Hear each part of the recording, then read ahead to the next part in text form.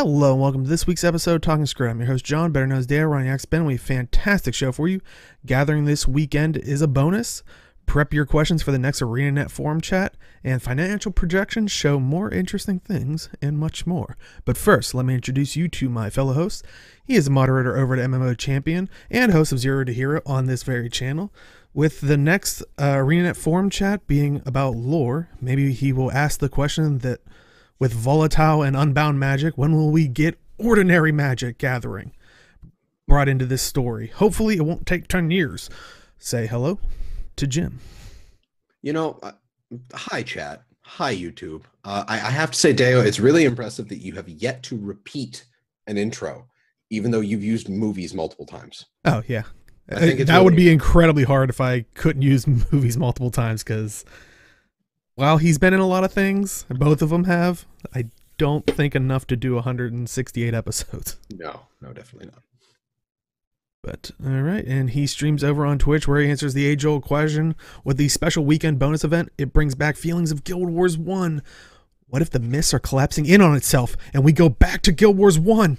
Say hello to Age. I got my dervish back, so hell yeah. I am totally with you on that. You think someone at ArenaNet was like listening to this and they're like, hey, that's an interesting way to go. And then as soon as you said dervish, like, nope, we're not, no more, wow. No, not another class.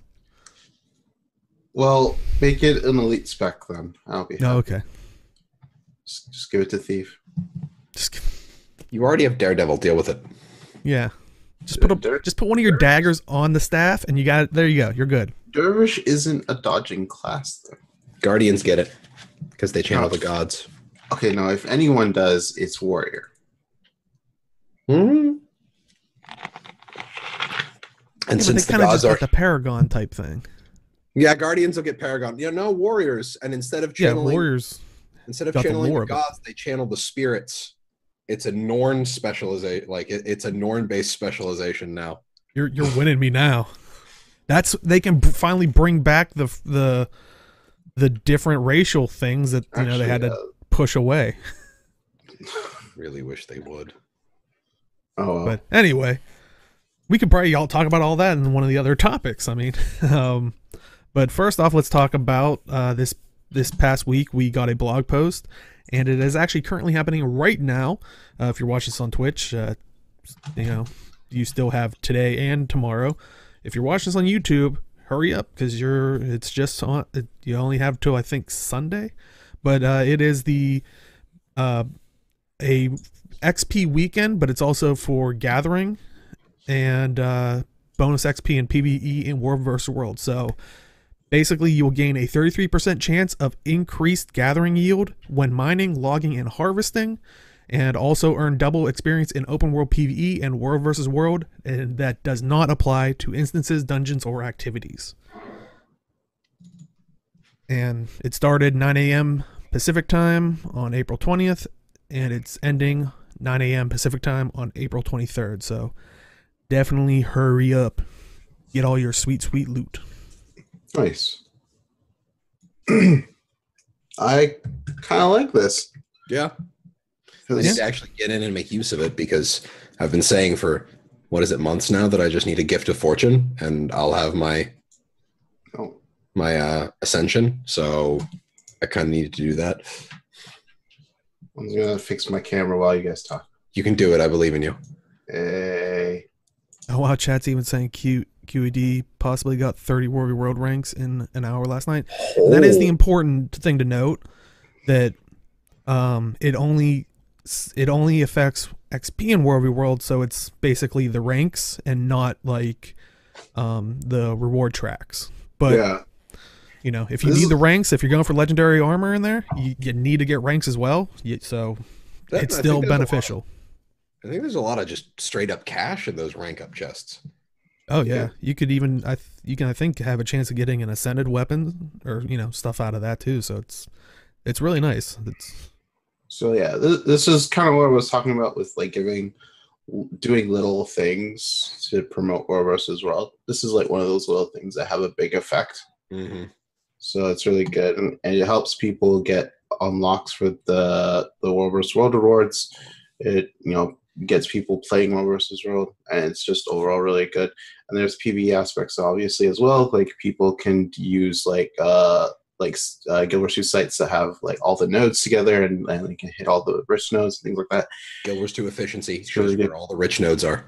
Yeah, so having bonus weekends like this every now and then would be actually really good for the game. I was honestly thinking about this because of Black Desert Online, what they do every weekend, and they have like kind of double XP weekends so that you can level up a little bit quicker. So, and like Chad's saying, you can still use all like the potions and stuff, because I remember seeing a post of like, you know, you got your guild buffs, you got potions, you got boosters, you can like those all still add to it. So everything stacks. Yeah, make sure to use you can rake it in. And if you have a crap ton of characters, look in your bank if you're not just automatically clicking your 24-hour celebration boosters. That's a unique slot. But yeah, I definitely would like to see more of these little events, because yeah, it was one thing, and I kind of joked about in the intro, but it was one thing I liked about Guild Wars 1, where sometimes it would have like little weekend events like that, or so. Definitely glad to see it return. Hopefully there's more planned, but yeah.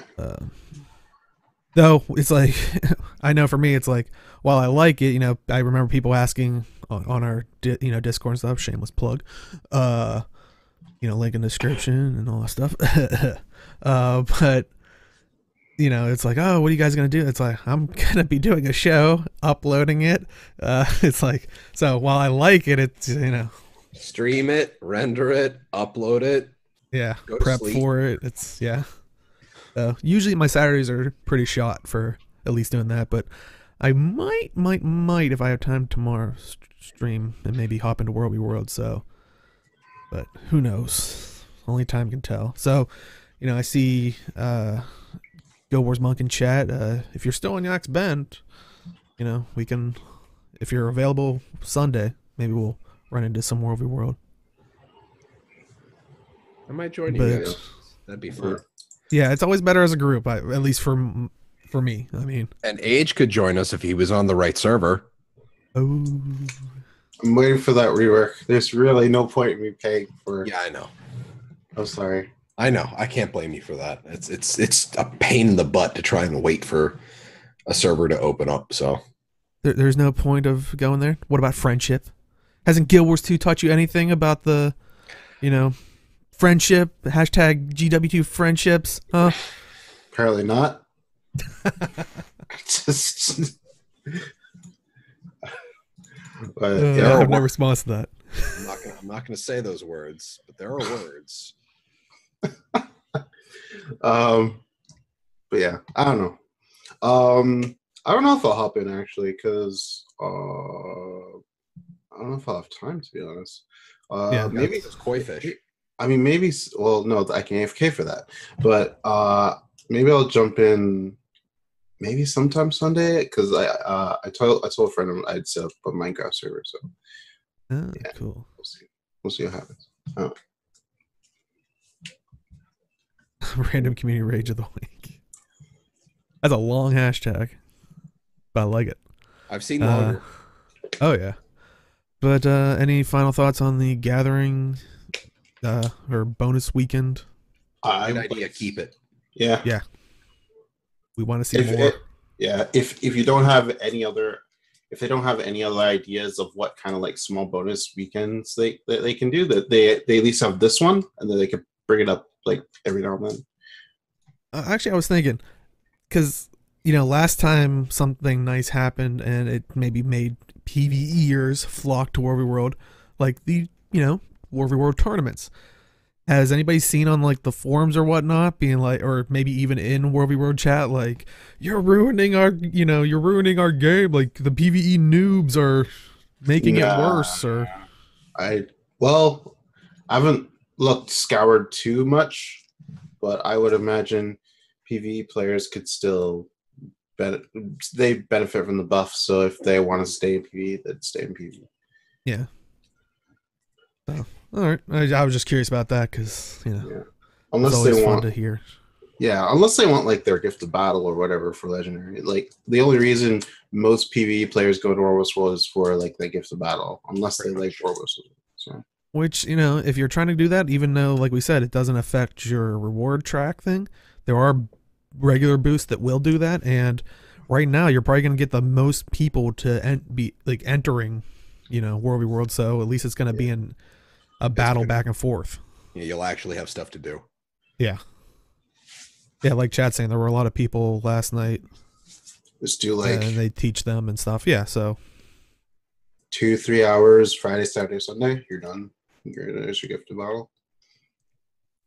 So yeah, awesome. Definitely do that. And for people that don't know, the gift battle you're gonna need for a legendary, which even if you're not planning on one, maybe down the road, it's always nice to have one because then you don't have to go into World we Road if you don't want to.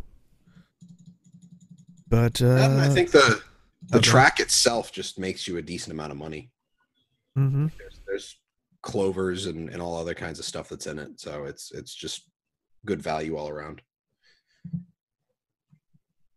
Yeah, like Chet's saying, get the ranks quickly for more pips. That's a good strategy. And like we said, the ranks are what is getting the XP bonus. So yeah, more pips are always good. Oh yeah, and they did add the harvesting nodes into each of the objectives, so you can also make use of the harvesting buff that's active right now. Yeah. That's what yeah. Even for I think, does the back piece also require a certain rank? Because I know the armor does. I don't think so. Okay. It just requires a number of tickets from what I remember.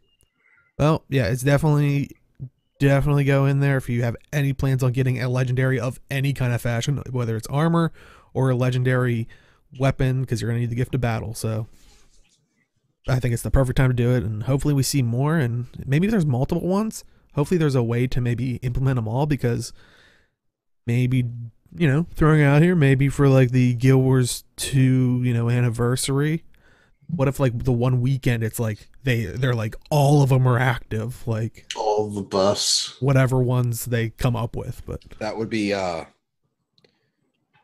be a little insane. Would be awesome. But any final thoughts on it? With buffs. Yeah, exactly. I'm not gonna complain about loot and this is an A+ idea. It needs to happen more often. Yeah. And honestly, this is a really good thing for them to do for, like, honestly, half the reason they're probably doing this is they're looking at WW and be like, we need more data. How do we get players in? Let's give them a WW XP buff. That'll get people into WW. Mm-hmm. Oh, and chat's saying 350 for the back to buy some of the items they believe. So it's a lot lower of a requirement than, the legendary armor, but still, if you don't have it. A chicken salad idea, Inks?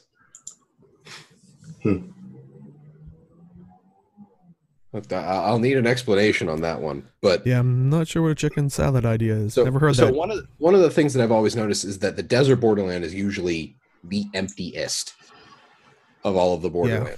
So you throw something like this. Oh, sorry. I saw enable. Dabba D, dabba die. I saw enable HD on my camera. I'm like, this will help. Oh, and it didn't. But getting, because I think it was Wispy was saying that the queues were completely full on all of the realms. So yeah, let's get people into Desert Borderlands so we can tweak it, and maybe people will stop complaining about it so much. So give me context, Ink. I need Inks. I need it. I need context. He's an evil man. That's true. We already knew that, though. But yeah, let's move on to, we talked about in the past the ArenaNet Forum Chat thing, and the second one is coming up for April, and it will begin April 26th, 2018, Thursday morning Pacific time, and will end Friday afternoon at Pacific time, April 27th.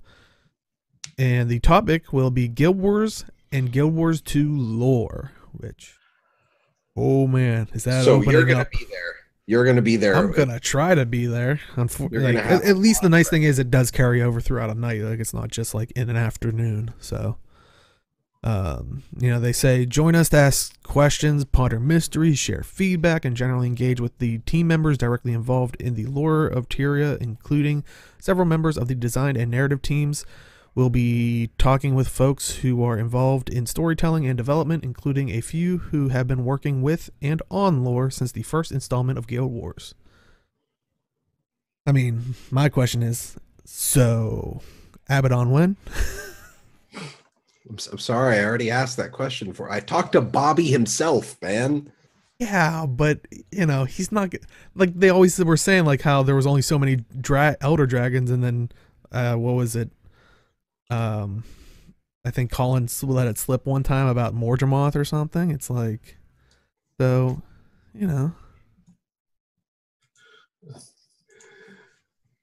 but yeah, anyway, I don't know what other questions you guys think you have out there. I'd love to know what the Stay the Blade posters in Divinity's Reach are about.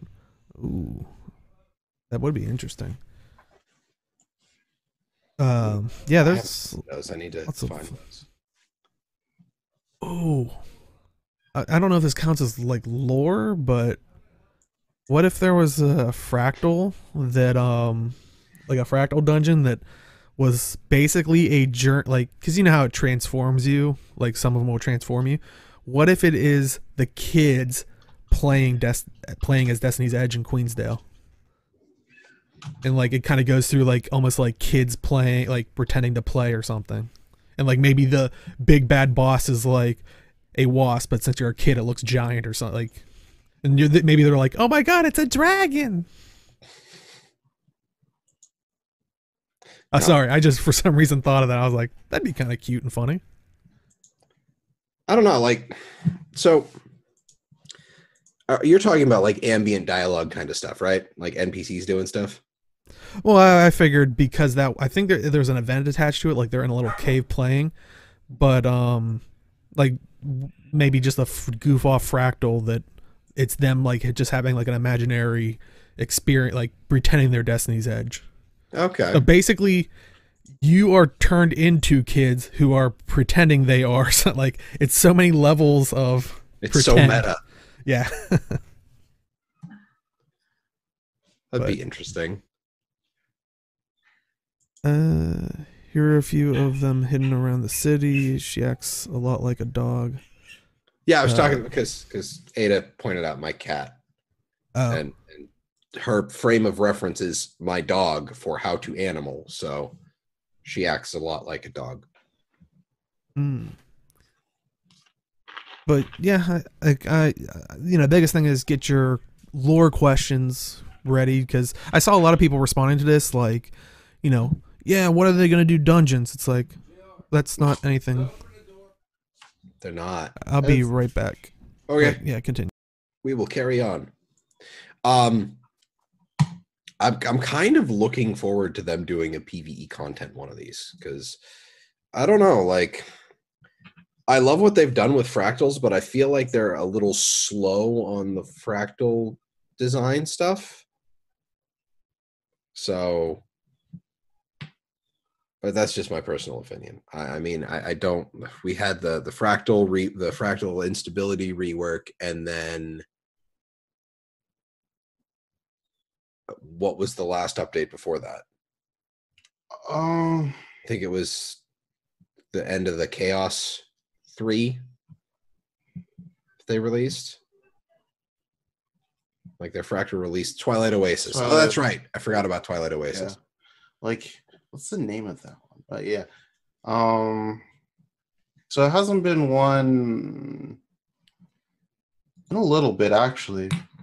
It feels like at least 3 months, I think. Yeah.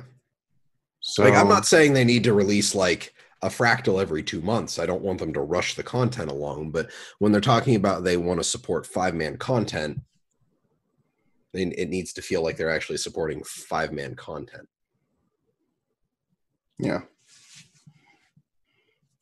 it came with episode 1. Yeah, Twilight Oasis. Yeah, that's true. Yeah. So it kind of, I know when people are gonna ask like different questions like where dungeons and things like that, and it happened with the first forum chat. There were like questions here and there that really weren't pertaining to the subject matter at hand, which was episode 2, I think it was. Time. So, and I've said before that I would like. I'm kind of waiting for that guild chat where I can talk about like World vs. World, PvP, all that stuff. Yeah. I honestly don't know if that'll ever happen, but I guess I can ask the lore questions. Like, I mean, maybe with the World vs. World one, maybe they're just waiting till they have that new system because it's like, maybe they see it as what's the point of talking about it now if. I'd like to see them have one that maybe just to generate ideas, and then maybe one that's, because I mean they can always do teams again, but. Well, I guess generating ideas that don't need a forum chat for that. They could just like post on the forums about it. But yeah, I guess you got a point there, so I guess I'll wait. Kind of the same with PvP until the new types of queues come in. The 10v10s, 2v2s, and all that stuff. Yeah. I guess it does make sense to wait on it. I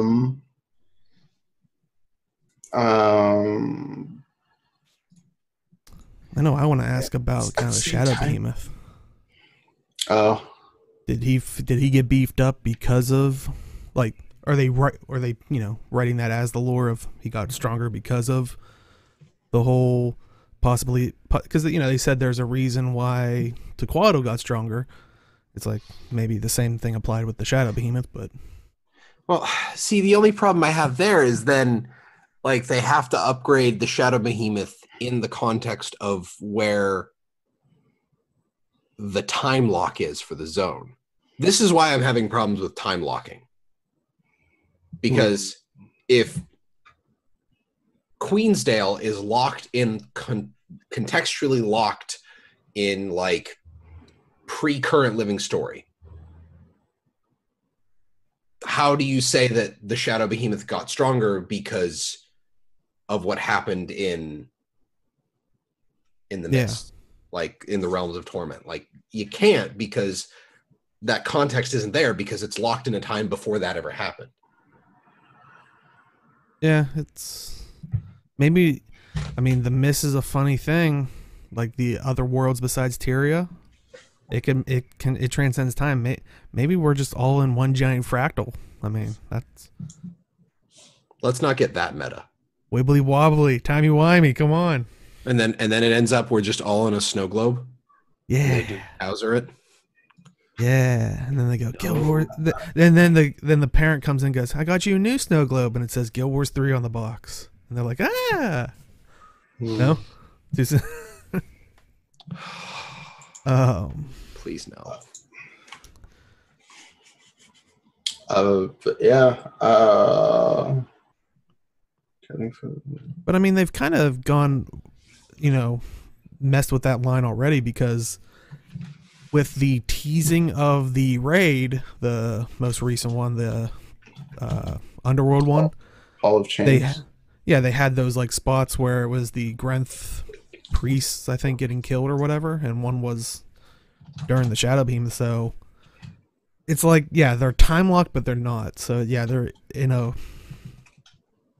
actually, that might be a good question for the lore team: is how do you how do you straddle the line of keeping things time locked but also updating them? Because I mean, the current events do the same thing. They can change up a map, not drastically, but yeah, I don't know. Like the whole talk with the lore team should be interesting, as long as we don't have people asking where the WDW update is or where the dungeon is. Because if people do that, they're just going to stop doing it. I hope they come up with like a lore thing. It's somewhere in the mists. And that's just all they keep just saying to those people. It's like, if you're not going to pay attention of this is the topic, it's like, then just start trolling them. Yeah.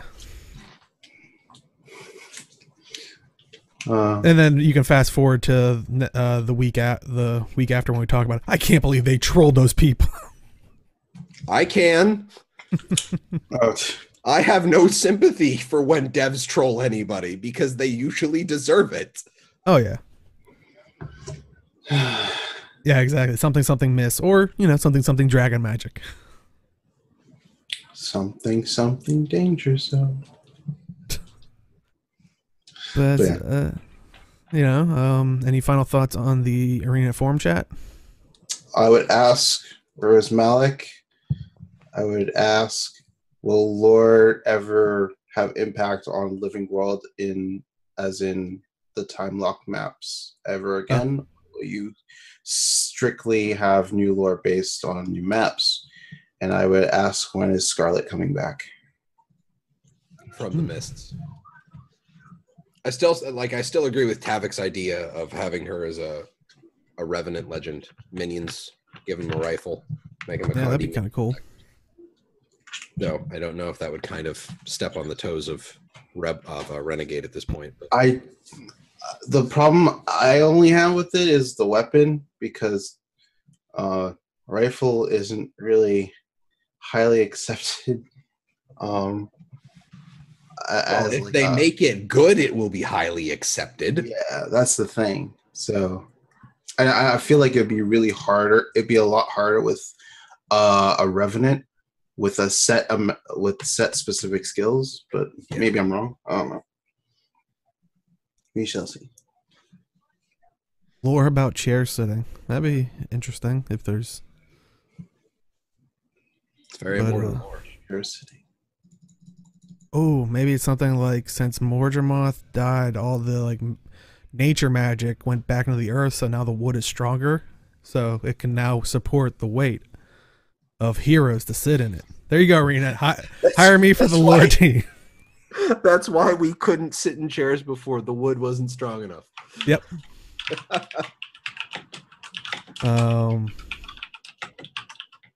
Honestly, I'd like when you were talking about the Malik thing, because I saw a lot of people suggesting that as well. I'd almost like to see again, like in Guild Wars 1, where they had the bonus mission pack, but they could also do it in fractals. But I would even happily buy a bundle of almost maybe it works like Living Story, but it's a season, maybe it's just a bundle that you buy outright and you just unlock it, but it's usually single player, but you can bring friends in type thing, that they just don't get the rewards or something. But I would love a bonus mission pack of Malik and some of the other stories that seem like are going to be lost to time. I'd like that too. I think that'd be a good monetization thing that they put in the gem store, and that it should make extra room in the gem store for. Or redesign the gem store UI so that they can fit more items in the gem store. I think the UI is fine. I think. But the capacity is, I think, because when Mo laments the fact that their store is not a good interface for having a large number of items in it, there's a problem with the design of the gem store. See, I feel like it's fine. Well, it could be. It could be fine, but clearly there is a problem with it. Yeah. So it might just be the back end. In that case, they need a stronger back end to support more items in it. Even then, it seems kind of weird. I don't know how it's programmed, so I can't really say. But so yeah, that's. But yeah. Yeah, and I think we said in the past, we're kind of going off a tangent, but it's for the gem store to be kind of supposedly the the backbone for basically making the money, it really needs to hold more. I feel, at least, because I don't know, everybody just felt bad that the mounts were leaving.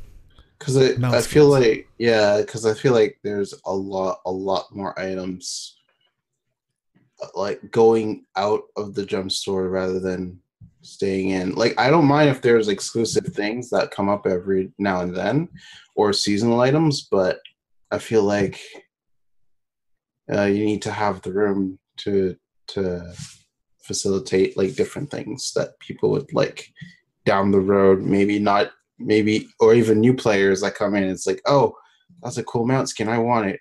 It's like, isn't this in Gemstore? Well, it was in Gemstore. Wait, what? Why? And then they get sad. Yeah, well. And spend 2K gems on their legendary mount that they want. So, I don't know. It's Wait, just wait. how it is. Aaron, instant repair canisters are still on the gem store? Yeah. Seriously? Wait, next you're going to tell me the upgrade extractor is still there. Don't tell me that the upgrade extractor is still in. It probably is. I mean, it wouldn't surprise me because it's a terrible item and it is not worth the gems that it costs. You would be better off converting the gems that the upgrade extractor costs into gold and buying new gear. Yeah, it's pretty, it's dated, it feels like, but it's funny that we're arguing. It's like we'd like to spend more money, it's just when we have the money, some of the stuff we want isn't there. But like, I've been looking for Glint's Gaze. I want to give the money for Glint's Gaze, but I'm not allowed to. And it's like, and I know some people don't like using this expression of fashion wars, but I think I said it the one time when POF kind of launched, I turned my Guardian into like, I had the Abaddon mask and everything, and I was like, well, he was kind of like the god of like water and the deep and stuff, and I was like, oh, the bubble glider would be perfect. I don't have it. Oh, it's not in the gem store. I can't currently get it right now, and I don't know if it ever came back, but I switched its look already. But I couldn't even make that gut reaction purchase, but yeah, so I want to give you money and make your quarterly reports look better. Speaking of your reports, this one's kind of interesting because it was a financial report, but it's a forecast for Guild Wars 2. It's not like the one we normally get. Thank you. Hi, yeah. But yeah, it's a financial progression for Q1 to Q4, and it looks like, and we have the chart here, and it shows the other games and stuff, whatnot. But 31 billion won for the first quarter, 20 billion won for the second quarter, 14 billion won for both quarter 3 and 4. So, I'm kind of curious of like, what now? I was trying to look at a backstory. Did NC Soft try to help with this, or like, I mean, is this official, or was this some company like just extrapolating on with their own data? Well, it seems like it's part of that report. But it's interesting because maybe for all the flack that we give the marketing, right? It could have had impact in that way. Yeah. And looking at the third and fourth quarter is just more interesting to me because it kind of seems like it slips down. It kind of balances it back to what it was in first quarter of last year, which seems like there's not like it doesn't seem like there's an expansion for this year. Well, I don't think they would. Yeah, but it's just interesting in that respect. So it looks like they have some stuff that'll make it go well now, and then it'll kind of just slow down. So I don't know. It's just the early marketing, the earlier marketing that happened is seemed to have worked in some way, because Q1 is pretty much over, and granted they don't have all the information probably just yet, but they have a good chunk to decide. So Yeah. Which, yeah, we should be getting their, I guess, official one here shortly, hopefully. And I mean, I'm not surprised to see that there's a big uptick when the expansion comes out and then it falls off. I'm not. It's the same for pretty much any game, and I don't think that's a bad thing. And the fact that it's you know, still staying at a decent level, I would say. yeah, I'm kind of curious because their projection is just, if you think about it mapping out, it's basically just a bell curve because it's 14, 14, then 20, 35 for fourth quarter 17, and 31. So it's still there. Then it goes 20, 14, 14 again. Like it's literally just like a nice little bell curve. But like Path of Fire, like more than doubled their income, and then it slopes back off. And Ada mobile games, there's a whole discussion there about how predatory mobile games can be on psychological standpoints. So I don't want to get into that because that could be a whole show in and of itself, especially when we have someone who has a master's on the show. And then it'll lead into loot boxes. And then, loot boxes are kind of one of the big thing, and we've already had with Mount Gate 1. That was a big Goran deal. So, so basically, Mithrin also has a point. They do have a crap ton of mobile games. So it's, I was gonna say because mobile games, that's lumping Lineage M. I think they already sent over because they closed down what was it called, the MOBA game that I was actually Master X Master. But they actually had I think when that was closing, they either had a China, like I think it was a China release of a mobile version, I believe, over there in betas or something like that. So that might be by now already launched or something. But so MXM is mobile now? I believe so. Only in it's not here. Like it's only Eastern areas. So is it MXMXM? Oh my God, stop. Get out. M cubed. M cubed. Ugh. Why am I friends with you people? You love us. But yeah, I find that interesting because I thought the marketing will be throughout. It is a projection, obviously, but I thought ArenaNet's marketing would be throughout, like the OWL thing.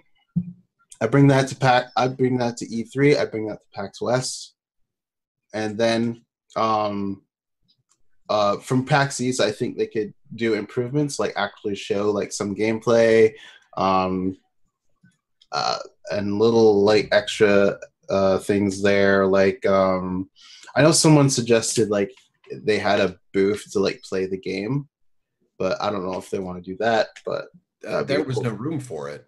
Yeah, no, there was no room for where they were, obviously. Yeah. But that's the thing is like the logistics behind actually having some form of playable something. I mean, in an area to have enough people, like how many computers did they have set up at Ashes of Creation when we went? Actually, you didn't even go through with it. It was just me and Shrimp. I saw them. Like they had, I want to say 4 to 6 pods for the PvE side and just as many computers for the PvP side. And it still took us 2 hours to get through that line. But you spend an hour playing though. It was like maybe 15 minutes. Really? Yeah. You spent 15? Yeah. It was only a 15-minute demo. It was a walk. It was like a walkthrough module where a guy was in as a DM character, like walking us through kind of a dungeon encounter. Okay, because when I left you to go upstairs for something, it was an hour ago, and then we came back and we saw you guys were playing. Wow. That's because it took us 45 minutes to get in from when you left. Wow, okay, jeez. But it's as much as I would have loved to have seen Guild Wars have playable something in where they were, the amount of space required, people to, give you information. It's just they didn't have the staff, and it was basically almost entirely a budget reason. Yeah, it was just literally the devs. And that statue, that's a prominent spot in PAX. Yeah, like I think the past 2 years has been League of Legends statues there. The Lucian statue was there in 2016. I think the Annie statue was there in 2017. Oh, nice. So that's like a big prominent location. And again, I tweeted out during PAX, is like, how many times have I said I'll meet you at the Griffin? A lot. Yeah. So it's such an easy, it's just an easy spot. But I will say though that the Griffin is cool in of itself if you actually play the game. But for those who don't play the game, it'd be kind of cool if they had at least a TV showing off some gameplay. That's all I would say. That I can agree with, yeah. The minimal improvement that they could do at that is just have that. Ideally, you would have a booth with like computers as well, but just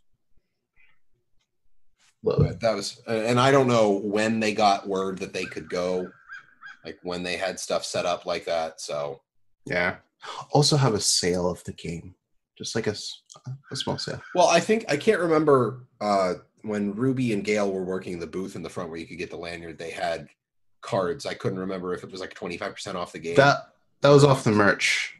Okay. Yeah. I think the game would be a little bit better. Because, like, if you don't play the game, you get a coupon for the game rather than you get a coupon for the merch for the game you don't really play. It doesn't really add up in that respect. And yeah. Both, actually. Yeah. Zekriox, I'm with you. Poor Wildstar. So my heart goes out to them. Hey, if there's a Wildstar dev listening, that one guy that's still left, making sure the servers stay up. The server. Wow. Maybe get a shirt you could sell it that just says "Poor Wildstar." Oh my god! I feel so bad. It's officially online. Jeez. I was gonna say I'm not 100% sure. I think it still is on Steam and stuff. I need to go to the Google machine. Yeah, okay. I think I would have heard something where they were closing down or something. Guys, it still exists. It still exists. It is still a thing. It's still a thing. Their Twitter, their last tweet was April 18th, so only 3 days ago. Oh, okay. It's been renamed as Wildstar Other. Hey, it's Wildstar Online. At least that's the website. I feel so bad. Yeah, I don't know. The game had so much potential. I don't know. Yeah, it was definitely an interesting game, but yeah. Moving on. Because we could talk about this all day. Yeah, we could. Gem Store.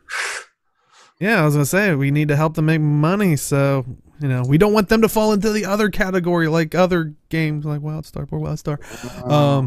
So we gotta spend money at the Gem Store, right? Speaking of the Gem Store, always thank you to Dolphy.net. Check out Dolphy.net so you can spend your gems more wisely. So the one thing that came out today was this week was the Beast Slayer glider for 400 gems, and you can kind of see it here, as Dolphy's showing it off, but it does have 2 dye channels, and one will dye the tips of the like outer tips of the glider, and the other one will kind of dye like the markings, I guess, on the inside part, but it doesn't dye that like middle canvas part. It doesn't seem like so. But yeah, for 400 gems, it does unlock for the account, so you don't have to purchase multiple or anything like that. But so Malfanis, you bought it. What do you like about it? It has like beast roaring whenever it opens or closes. It has sound effects whenever you open or close the glider. The animation is good. The crap, I can't remember the name of the dinosaur that rolls. Also, 0 out of 10, the glider does not roll, will not buy. Now I can't think of the name. Uh, Chat, you can help us. Chat, help. I can't remember Heart of Thorns Wow. stuff. I can't The really remember. rolling dinosaur thing, but But Soren. Arrowhead. that's saying arrowhead. Okay. The arrowhead tail actually has physics and will trail. So, Okay. It's just interesting because Malthanis usually like waits a couple days before buying something, no. so Done. it's bought it. So that was I've been using the base glider on my warrior for the entirety of Heart of Thorns and up until now, because none of the gliders I had fit him. He uses the mace and the shield from the Beast Slayer set. Perfect fit. That and the wingspan on this glider is pretty impressive. I think it's bigger than a lot of the other gliders, and he's a Norn, so kind of need that extra wingspan. there you go. So Honestly, it kind of reminded me like of almost, what is it, Jeepers Creepers, the monster thing that like just basically uses people's parts, and like usually all the stuff is like bones sticking out. Like, I don't know, just kind of reminded me of like if the Jeepers Creepers villain thing needed a glider. So sorry, I'm completely lost on this because I don't watch horror movies. Oh, okay. I was gonna say, you never watched Jeepers Creepers? What horror movie? Jeepers Creepers. Yeah, it was kind of weird. Yeah, I'm not saying it was a great movie. It was just that was. Yeah, It had. she's the horror movie buff. I'm just not. It depends for me, but yeah. Usually I'll watch it like because I watch it on TV and I just go, all right, I'm just gonna switch to something else for a couple seconds to Palate get my cleanser. courage back up. Yeah, it's like puppies. Okay, all right, I'm going back in. Anyway, But yeah, no, so this is a good glider, yeah, it definitely looked really cool. and it's still only 400 gems. Mm-hmm. What if you could get them randomly for 400? Never mind. Very Ranger-esque type of glider considering its make. Yeah, I definitely say see that. If I could use maces on my ranger, I might. Ooh. There you go. ArenaNet next elite spec. The Xylophone Ranger. It's a bard. There we go. Oh my god. Little mallets. I don't know. Chat's yelling at me. They don't like that idea? Well, they do have some returning items for some definitive mount skins. You can get the Grand Line Griffin skin, the Summit Wildhorn Springer skin, the Reforged Warhounds Jackal skin, the Umbral Demon Skimmer skin, the Resplendent Avian Raptor skin, all for 2,000 gems, so there's no discount on them as they returned. And also you get the Mad Scientist Gathering Tools for 1,000 gems. Yeah, so that's all the legendary mount skins. Yeah. That have currently come out. Yep. So definitely pick those up. You think they're bringing them back because maybe they're gonna change something about them? Like, I don't know. It's usually like when something in the gem store comes back as a set, like when you get all of like Destiny's or not Destiny's Edge, Dragon's Watch. Like when they bring all those skins back, it's like usually something's gonna go, like usually it's like a little story or something's gonna happen. I thought they were just responding to the feedback of like we want the mount skins. I don't know. Seeing them come back, like I got the lion. Okay, full disclosure, I bought the lion. I love the skin, absolutely love it. I only use it on one character, but it's my guardian. It's the one I play the most of anyway. It's fantastic. I have it dyed red because I loved Legend of Zelda Wind Waker, and he is my king of red lions. So there's that. But the other mounts, I can't see myself. I especially cannot see anyone really buying the skimmer unless they really enjoy Doom. See, and that's why I think episode 2 is more based on water stuff because they can actually promote the skimmer in that way. So I think we might see a bit more of that, like things that we can use the skimmer for to to promote that, because that was the one mount that needs help the most. Yeah. And Ada does bring up a point, is now that they're bringing back harvesting tools, is like, now they're skins. So you only have to buy them once, and you can put them on all your characters if you want to look. Mm-hmm. But yeah, I think all the mounts look fantastic and brilliant. I like said in the past, I just cannot imagine spending 2,000 gems and like chat saying 10,000. Well, actually, it's 1, 2, 3. Okay, no, it's 5 new. Yeah. It's the 5 returning ones. I thought there were 6, but yeah. So it's like 10,000 gems for 5 mounts. I'm sure you could imagine it, Dale. Just close your eyes for 5 seconds and just make it rain. That money in your head. Make it rain. Wait, who took my wallet? That's Valve. I'm sorry. You were thinking about ArenaNet, but Valve just snuck right in there. Why is it because WildStar's on Steam? Sorry, it's still. I feel bad. I'm now being really mean to WildStar. I enjoyed WildStar for a little bit, but yeah. Anyway, we're gonna talk about WildStar in the after show, guys. Probably. All right. We're turning this into a WildStar podcast. That'll be a really short podcast.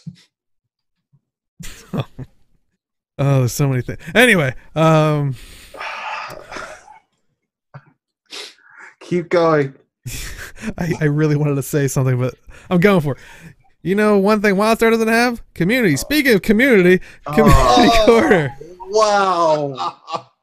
Load up both barrels. I am so sorry. Oh, I feel bad. Oh, this is just a mean podcast now. I'm not saying any burns. That hurt. I feel bad. Community corner this week. I blame Guild Wars Monk in chat, since they're able to show up this week.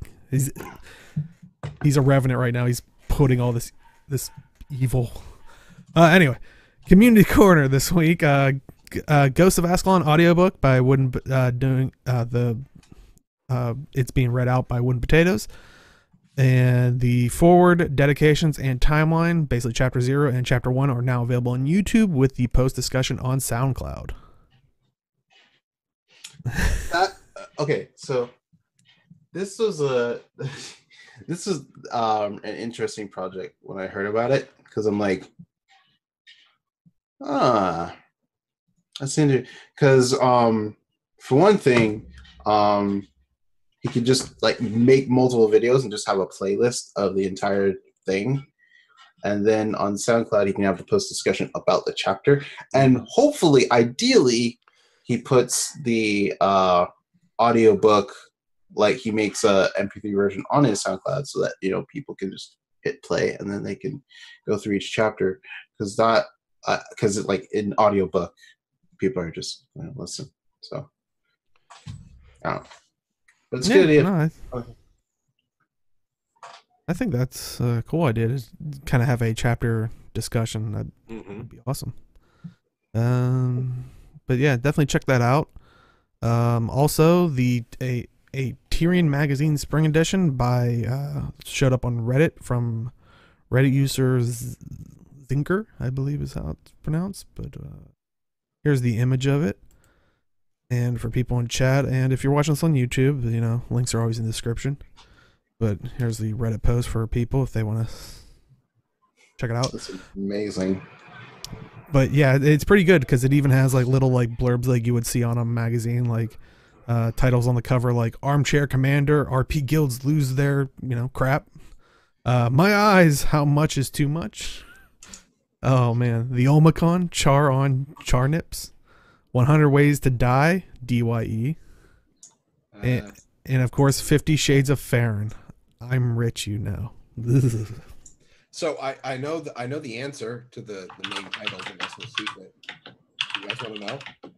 What's that? I know exactly what the Mesmer Secret is. Slow balance patch cycles. Oh. Hey, man, this has been a ruthless podcast. Hey, I started playing Mesmer with 0 to Hero, so I'm not really one to I can't complain. I jumped on the train. I did it. But yeah, it was definitely definitely pretty awesome. You know, the nice artwork and stuff like that.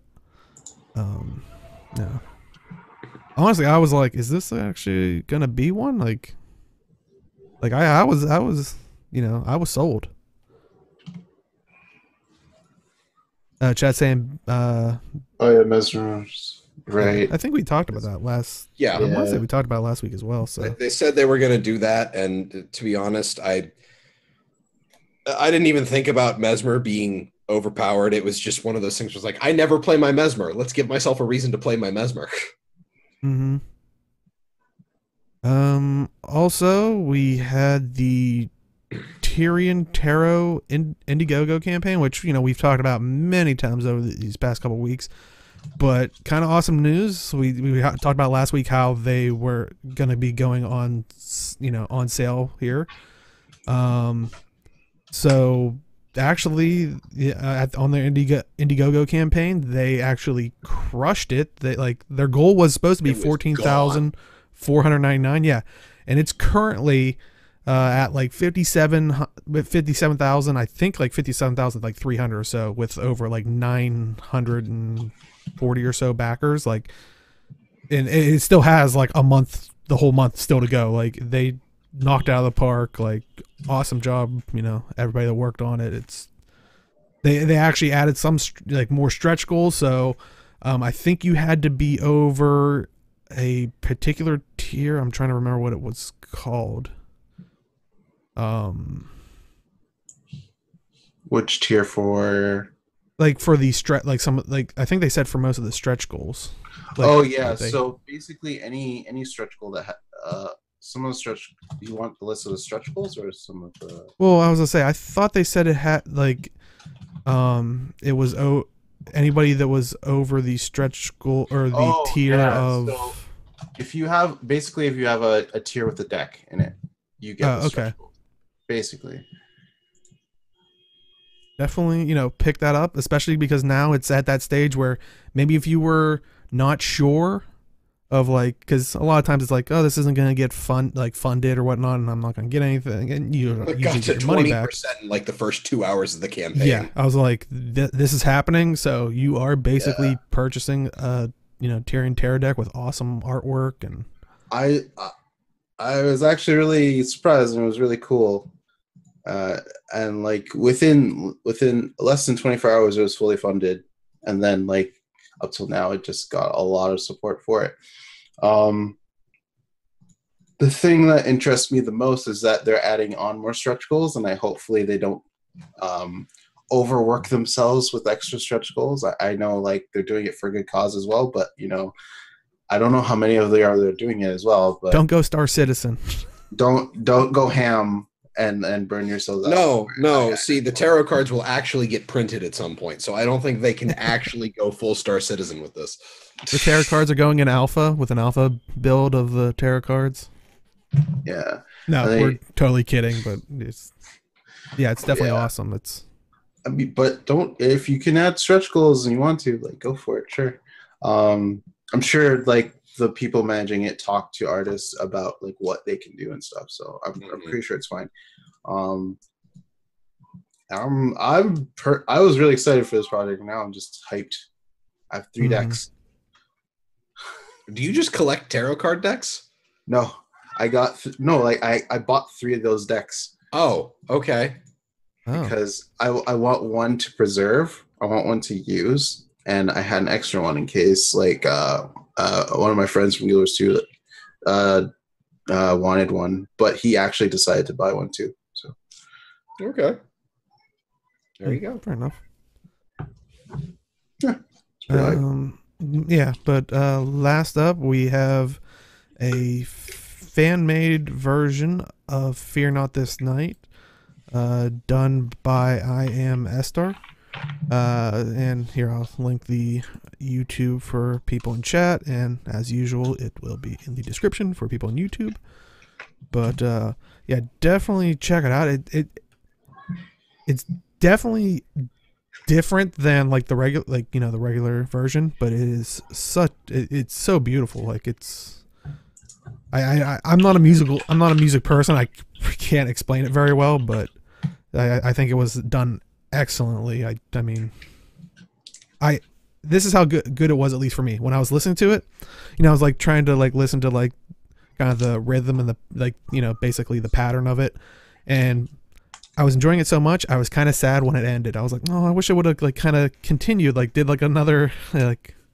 Well, there's always those websites that did the YouTube repeats stuff. Yeah. Yeah. Definitely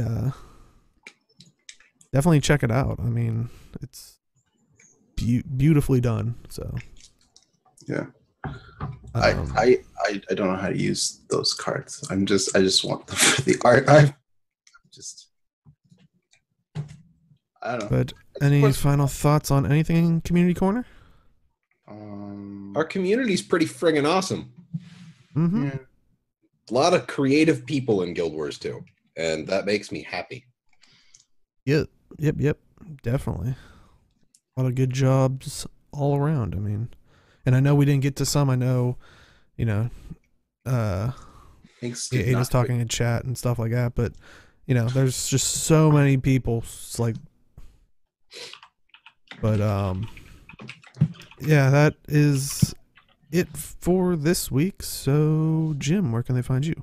I can be found on Twitter at MalthanusMMO. You can also find me here on twitch.tv/TalkingSkrit every Wednesday at 7 p.m. Eastern Daylight Time for our Zero to Hero PvP night. I'm going to try and get more games in on my Chronomancer just so I can actually have more hours in. If you weren't there last Wednesday, I have, at the end of the stream, which was 2 hours, I had 63 hours total played on my Mesmer of the 2,700 on my account.